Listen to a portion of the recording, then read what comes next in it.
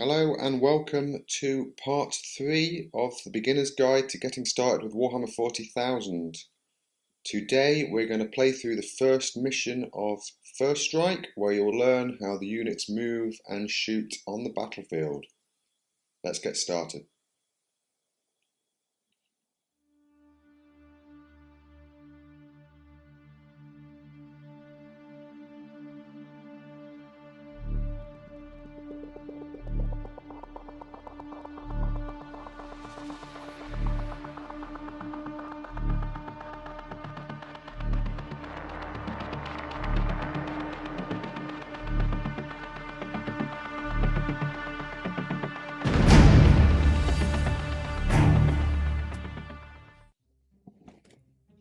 Okay, now a few things before we get started. First Strike obviously comes with a 6-inch plastic ruler used for measuring distances up to 6 inches. That's okay for this, but if you are going to get into the game, Dark Imperium comes with a 12-inch ruler, much more useful.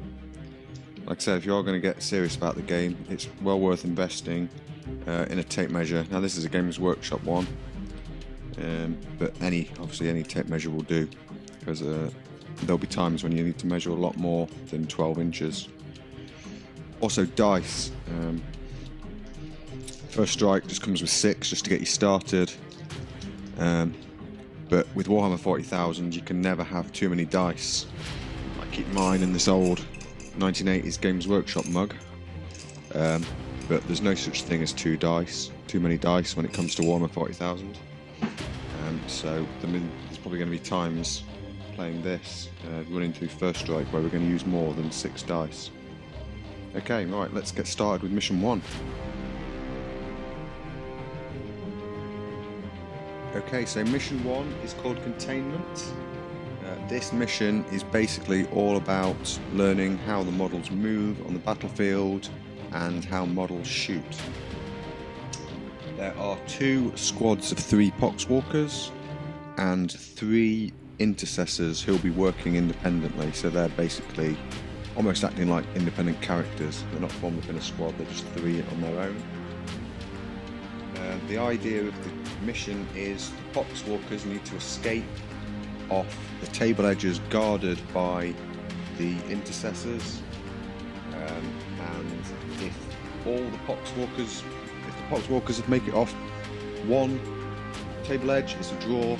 Both table edges, it's a Death Guard victory. Or if the Space Marine player kills all the Poxwalkers, it is a Space Marine victory. Now, the board set up like this. There are 2 squads of 3 Poxwalkers set up on points A and B. Then over on this table edge, there is 1 Intercessor in that corner, 1 down here in this corner, and 1 in the opposite corner. So basically the Poxwalkers need to escape off this edge and this edge to win. If they go off one edge, it will be a draw, and if they all die, then obviously the Space Marine wins. Now, Warhammer 40,000 is normally played with 2 players, but for these playthroughs, I'm just going to run through it all on my own. Okay, so the game turn starts with the Death Guard movement phase. Now, if you have a look at the datasheet, Poxwalkers have a movement of 4 inches. That's the M, the first. If you look at the top line, that's the M, the first line movement. So, as a standard movement, Poxwalkers can move up to 4 inches. So, measuring from the front of the base to the front of the line, you move forward 4. Now, all models within the unit need to, once they've moved, need to be within 2 inches of each other. It's called unit coherency, and it's just to stop models wandering off on their own that are part of a unit.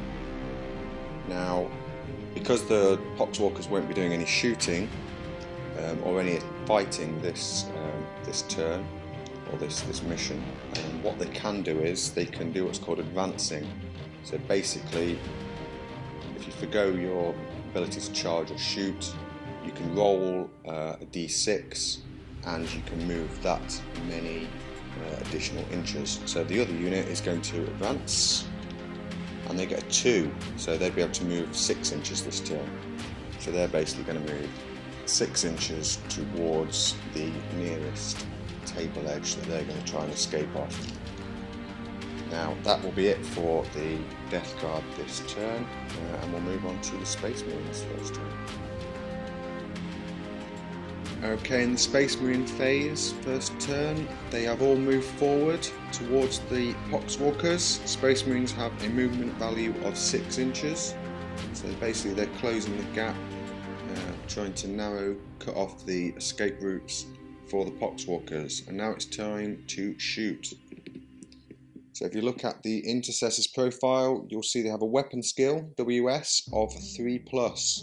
That means they need a 3 or more on a d6 to hit. So this first Intercessor is going to fire at the closest unit. And that is a 5, so he hits the unit. Okay, so he scored a hit. Now let's see if he wounds. To work out if he scores a wound, you compare the weapon strength, in this case 4, with the target's toughness. Now the toughness of a Poxwalker, the T there at the top, is a 3. So the Intercessor's weapon has a strength greater than the target's toughness. Now this means he needs a 3 or more to cause a wound. If the strength and the toughness were the same, he would need a 4. If the toughness was greater than the strength, he'd need a 5. But because he's shooting a Poxwalker, he only needs a 3. And he gets a 6. Now, the Poxwalker has a save of 7+. Now obviously that's impossible with a 6-sided dice. The Poxwalker would need to be in some sort of cover to get a save. So one Poxwalker in the first unit is slain and removed from play.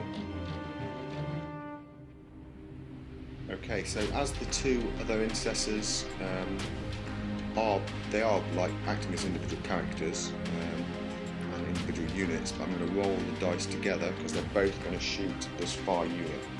So you would normally, for a unit, roll them independently with another unit, but just to speed things up a little bit, I'm going to roll these together. So they both need 3s to hit. That is 2 hits. And they need 3s to wound. And that's 2 wounds, so that is 2 more Poxwalkers slain. So they are moved from play. And now that will be the end of the Space Marines' turn.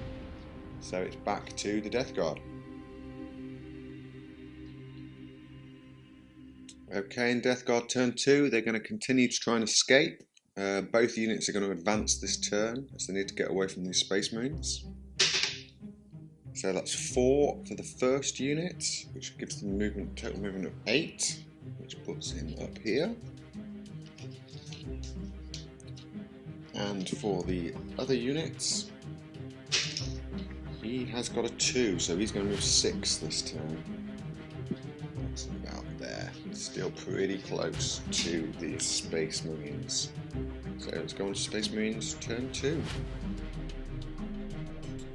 Okay, so the Intercessor at the top of the board is going to shoot at the closest Poxwalker. Again, he needs a 3 to hit. That's a hit. And he needs a 3 to kill.